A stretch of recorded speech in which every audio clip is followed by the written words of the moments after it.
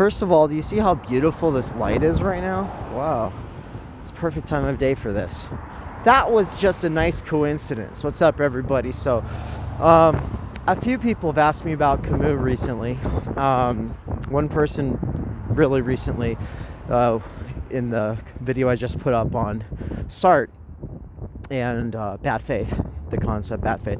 It's generally, a video that is on existentialism. It's existentialism was a movement. It's a philosophical movement, and Sartre and Camus are both names that come to people's minds when they think of existentialism. And when I think of like existentialism and Sartre, also, I always think of Camus because I read both of them at the same time, in the same phase, in like the same month.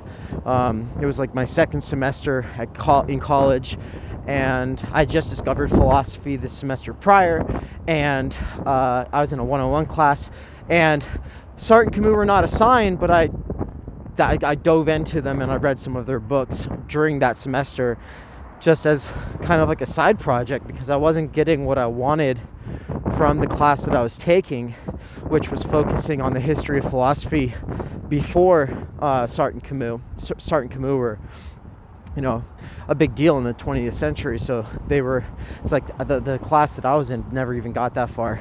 Anyway, so when I read Existentialism is a Humanism by Sartre, and then I read The Stranger, The Plague, those are both novels by Camus, and then I read his The Myth of Sisyphus, and the Myth of Sisyphus is the one I like the most, and I think that he, I don't know, I think that he asks one of the most interesting questions, and that is the question. He says that the most important philosophical question is why should I not kill myself? Or why should I not take my own life? I think that's what it was. And I've always thought that was like one of the most compelling questions. And to hear a philosopher, like it's a troubling question. It's not compelling. It's troubling. It's always been. I would say that philosophy begins for many of us, wondering, why should I continue living? That can provoke a lot of the kinds of thinking that leads you into studying worldviews and how to construct or deconstruct or critique worldviews, which is philosophy and theory. So anyway, I think that Sartre's question is one of the most important. I don't know if I don't think I'd really call myself an absurdist, which is Albert Camus' approach to existentialism. It's like it says, because there is no meaning, I make meaning, or whatever. So I should be happy because you get to make meaning. The universe is inherently meaningless and God is dead, but take joy in this because you get to make meaning. And it's that book is full of different kinds of arguments, and I'm being overly simplistic. But I in general, though, I do think that that's a very important question. Why should we not kill ourselves? And, before I recommend someone Camus, I would recommend the book called Stay, whose author, I don't know off the top of my head, because I only discovered this book recently and I listened to it on Audible and I want to revisit it already. But basically, it's on the question of suicide, and it's a development of several arguments, philosophical arguments against suicide. And so, and basically, I'd say, beyond arguments, most people are probably more familiar with the one that I really like from the book called Stay, is that, and studies back this up, apparently, that when you take your own life, other people, when they're in a hard situation, are more likely to do the same, like if they knew you. People who know you, like, you're a social reference point that kind of helps hold the world together for people. And if you can live your life and survive against all odds, then like that, however you figure out how to do that can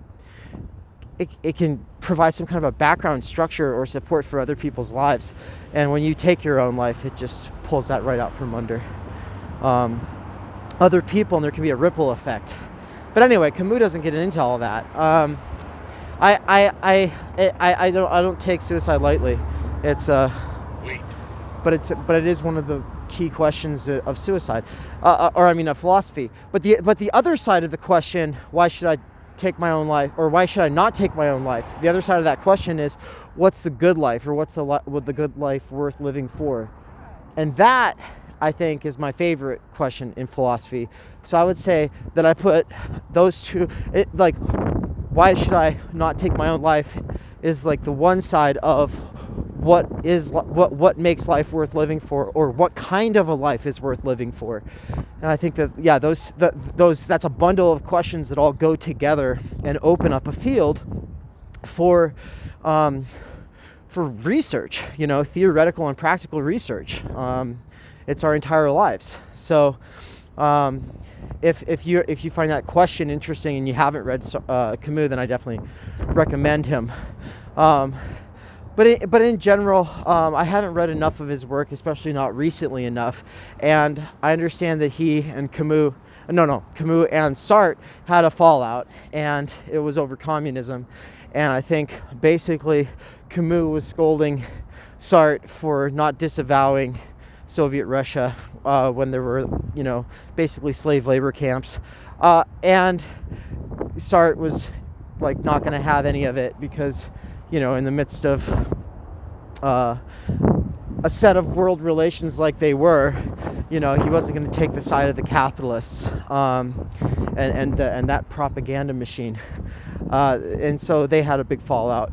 But I haven't read up enough on that fallout. I just understand they had one.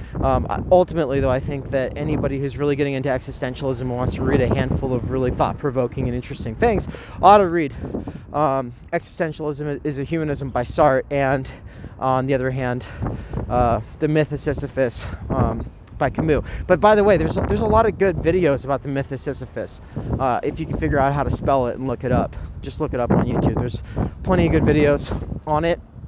Definitely recommend it. But I don't know if just making up meaning as an individual is enough for me. I think that Camus' answer, or the various answers that he looks at in The Myth of Sisyphus, are insufficient. But I'll have to expand on what I think better alternatives are, or better ways of conceptualizing this all is later. But for now, I'll just leave off with, it's too individualistic for me. It's meaning is not something that should be subjective or objective, it's intersubjective. And I feel like Camus didn't read enough Heidegger and Merleau-Ponty when he should have. And Sartre did. And so Sartre's a bit more nuanced, and he doesn't just disavow communism, he actually writes thousands of pages of a 2-volume book called The Critique of Dialectical Reasoning. And I think that's the name of it. And that's his critique of communism. But he had a lot more fidelity to the project. And it seems like Camus was just just disavow it and move away from politics altogether and just be an individualist. And I think that's dumb. But anyway, so I'm here at Winco. I got to go. Peace.